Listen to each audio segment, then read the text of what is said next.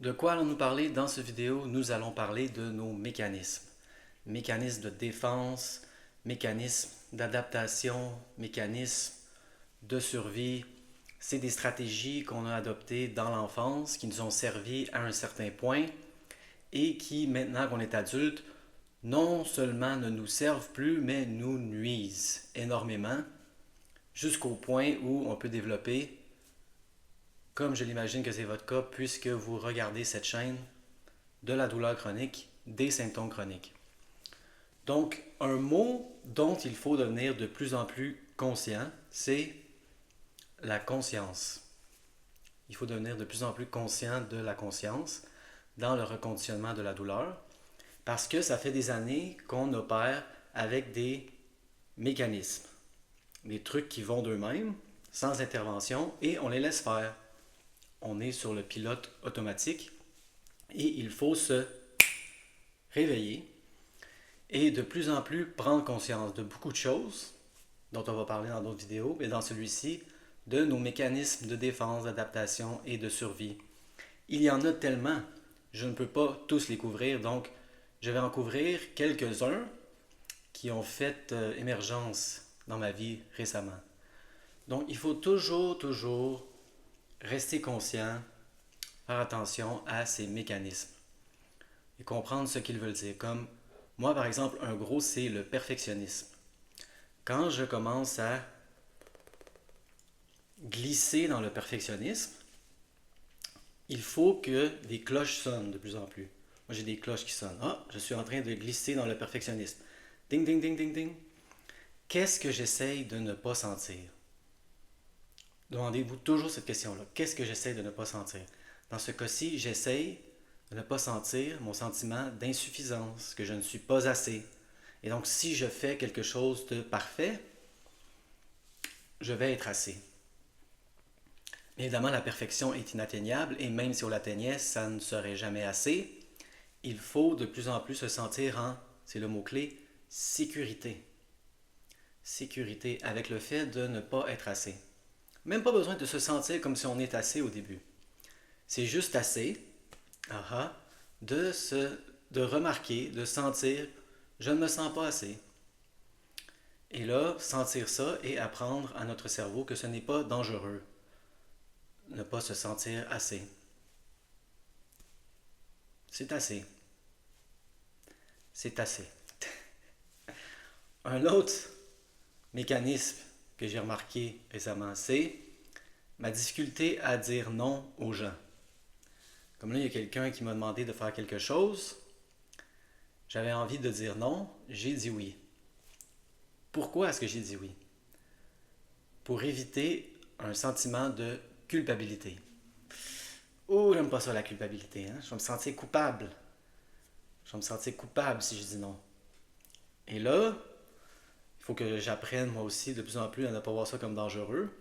Mon cerveau a appris, à travers les années, à travers mes adaptations, que la culpabilité, c'est un sentiment extrêmement désagréable, indésirable. Je ne veux pas me sentir coupable. Je dis oui, même si ça ne me tente pas d'y aller. Remarquez ça, perfectionnisme. Dire oui quand on a envie de dire non. L'évitement, évitement des conflits par exemple. Récemment, j'aurais pu entrer en conflit avec quelqu'un et là, ça aurait peut-être été bon. Ça aurait peut-être été bon, mais j'ai évité le conflit. Pourquoi? Pour éviter un sentiment de colère qui aurait monté en moi. Un énorme sentiment de colère. Et donc, j'ai évité le conflit. Et c'est une stratégie court terme. Je me suis senti mieux à court terme, mais à long terme, ça nous nuit.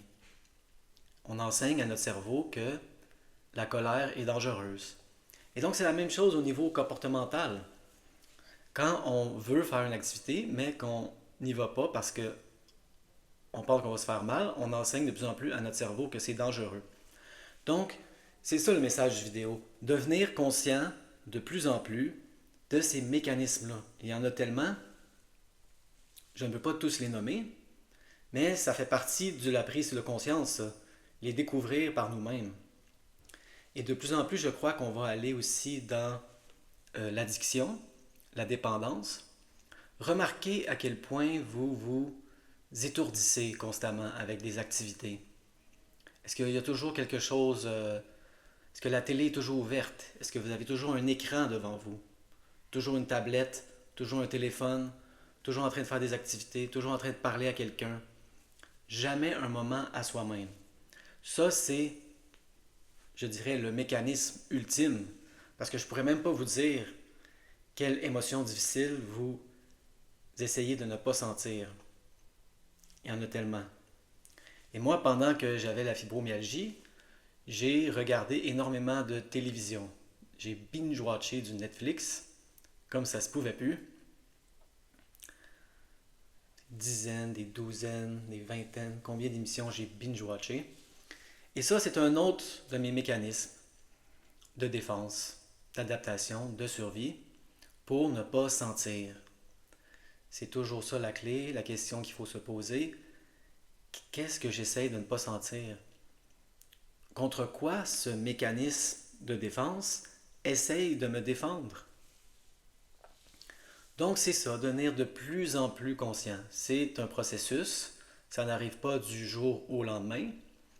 Et il va y avoir des hauts et il va y avoir des bas. En autant qu'il y ait plus de hauts que de bas, hein, et qu'on monte, ce n'est pas grave s'il y a des bas. En autant que la courbe générale est ascendante.